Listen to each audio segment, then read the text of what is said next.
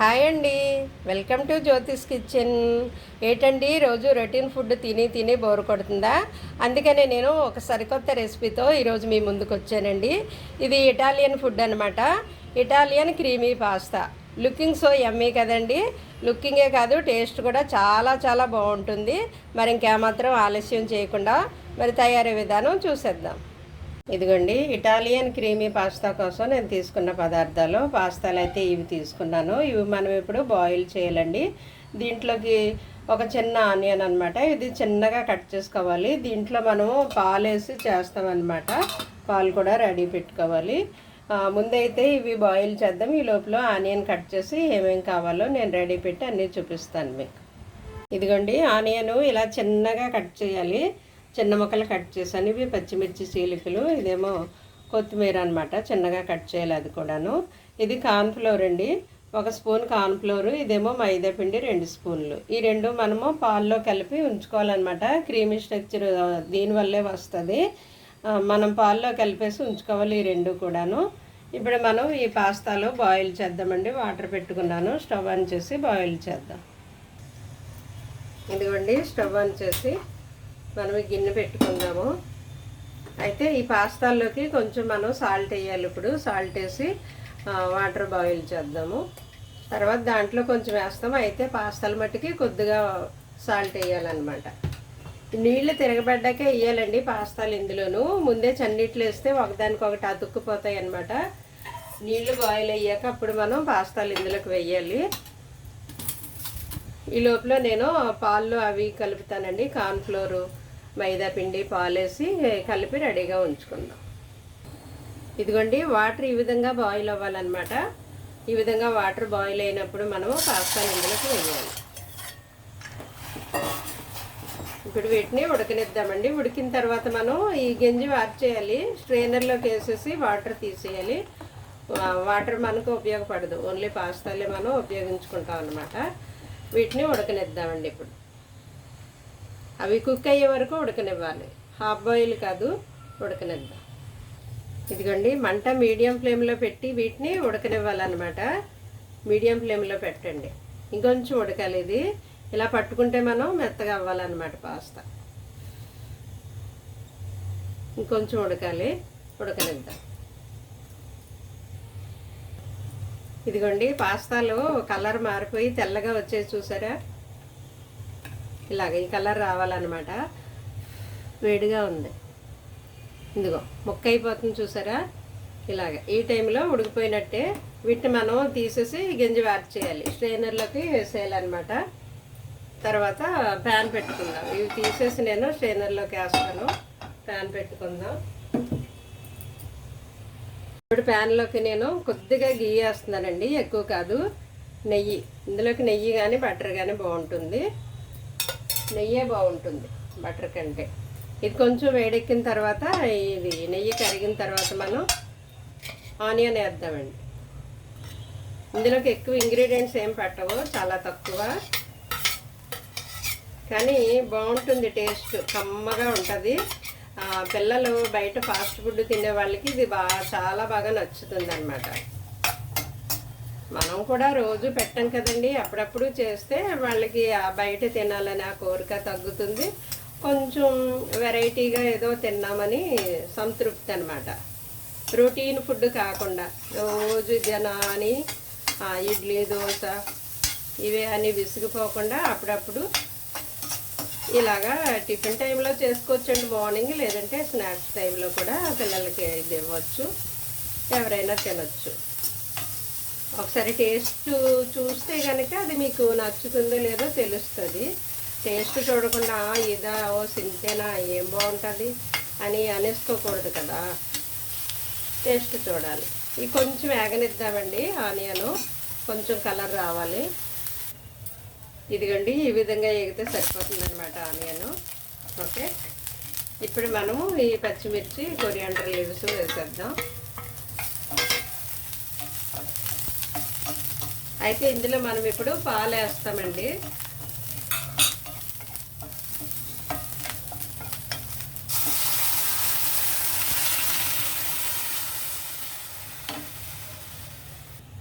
ఇదిగోండి 1½ గ్లాసు పాలు వేసాను నేను దీంట్లోనూ. ఇవి కొంచెం తిరగబడనిద్దాము పాలు. దీంట్లో నేను ఇంకేం వేయలేదు, ఉల్లిపాయలు, పచ్చిమిర్చి, కొత్తిమీర వేసాను. అయితే ఇప్పుడు సాల్ట్ కూడా వేయాలండి దీనికి. అవి బాయిల్ చేసినప్పుడు వేసాము, కానీ దీనికి ఉండదు కదా, అది వాటర్లో వెళ్ళిపోతుంది, కొంచెమే దానికి పడుతుంది. ఇవి పాలు తిరగబడిన తర్వాత మనం కావాల్సిన ఇంగ్రీడియంట్స్ వేద్దామండి. పాలు తిరగబడినిద్దాం. ఇదిగోండి ఈ విధంగా పాలు తిరగబడ్డాయి కదా. ఓకే, ఇప్పుడు మనం పాస్తాలు ఇందులో వేసేద్దాం.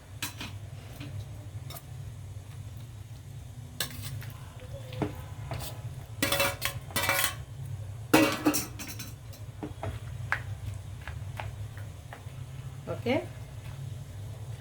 ఇంకొంచెం పాలు పడతాయి నాకు, చూసుకోండి, అవసరం మేరకు వేసుకోండి.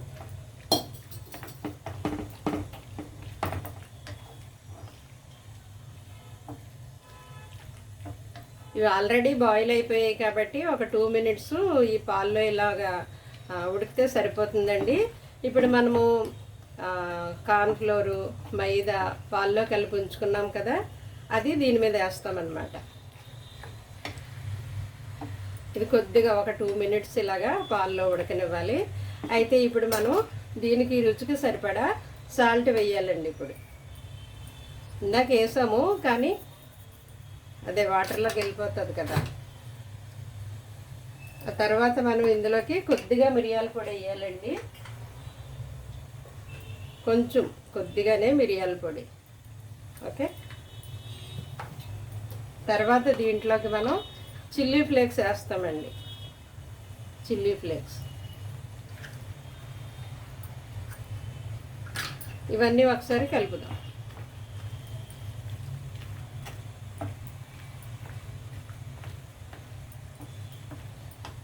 ఆల్రెడీ బాయిల్ అయిపోయాయి కాబట్టి ఎక్కువ సమయం పట్టదు, ఒక 2 మినిట్స్ అలాగా పాల్లో ఇవి ఉడికితే సరిపోతుంది. మనం వేసిన సాల్టు, ఈ చిల్లీ ఫ్లేక్స్, ఈ మిరియాల పొడి ఇవన్నీ ఇందులో కలిసేలాగా ఇలా కలపండి. కలిపిన తర్వాత మనం లాస్ట్లో ఇది వేయాలన్నమాట. ఇలాగా పాల్లో కార్న్ఫ్లోరు, మైదా పిండి రెండు కలిపేసి ఉంచుకొని దీన్ని మనం ఇలాగ వేసేయాలి పైన.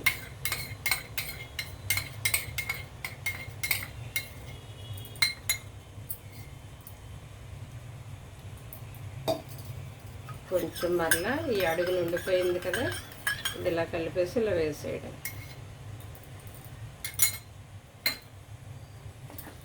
ఇప్పుడు ఇది వేసాం కాబట్టి క్రీమీ టెక్స్చర్ వస్తుంది అనమాట. ఇప్పుడు మనం కలపాలి, ఒకే చోట అది ఉండిపోకుండా ఇలా కలపాలి.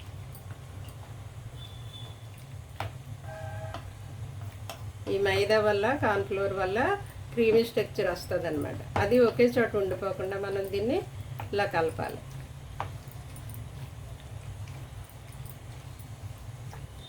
ఈ టైంలో మీరు సాల్ట్ సరిపోయిందో లేదో చూసుకోండి. నాకైతే సరిపోతుంది.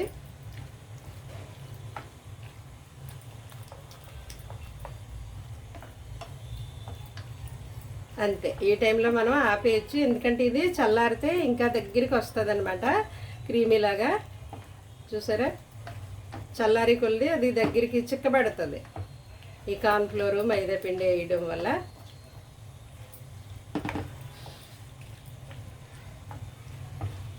ఓకే అండి, మీరు సాల్ట్ చూసుకోండి. ఇంకా ఆల్మోస్ట్ అయిపోవచ్చింది. ఆపేసి మనం దీన్ని డిష్ అవుట్ చేద్దాము.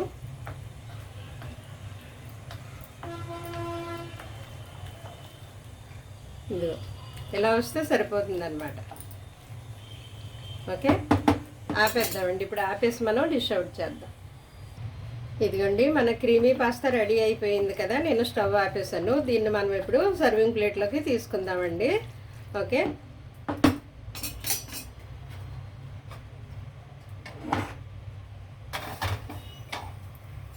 సర్వింగ్ ప్లేట్లోకి మనం వేసుకుందాం.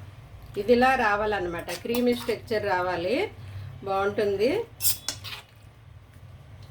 టేస్ట్ అయితే చాలా బాగుంటుంది, అందరూ ఇష్టంగా తింటారు. మరి ట్రై చేయాలి, మీరు కూడా ట్రై చేస్తేనే తెలుస్తుంది. ఓకేనా, దీంట్లో మనం ఇప్పుడు కొద్దిగా పైన గార్నిష్ కోసం చిల్లీ ఫ్లేక్స్ అన్నమాట, కొద్దిగా అంతే. చిల్లీ ఫ్లేక్స్, తర్వాత కొద్దిగా కొరియాండర్ లీవ్స్ గార్నిష్ కోసం.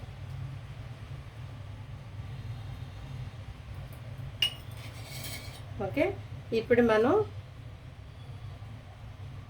ఎగ్ నేను బాయిల్ చేసి కట్ చేసి పెట్టుకున్నాను. ఓకేనా, మీరు కూడా ఇలా పెట్టుకోండి.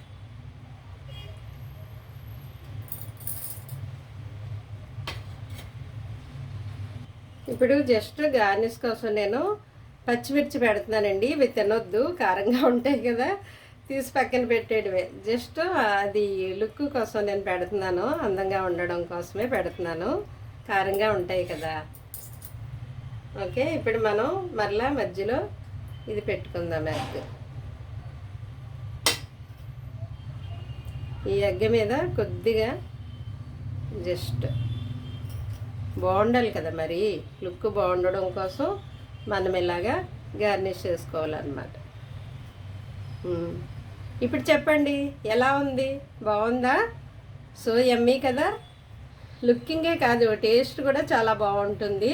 టేస్ట్ అయితే మరి చాలా బాగుంటుందండి, సూపర్గా ఉంటుంది. పిల్లలు పెద్దలు అందరు ఇష్టపడతారు. ట్రై చేయండి మరి మీరు కూడాను. ఇదిగోండి, ఫైనల్గా మన ఇటాలియన్ క్రీమీ పాస్తా రెడీ అయిపోయింది.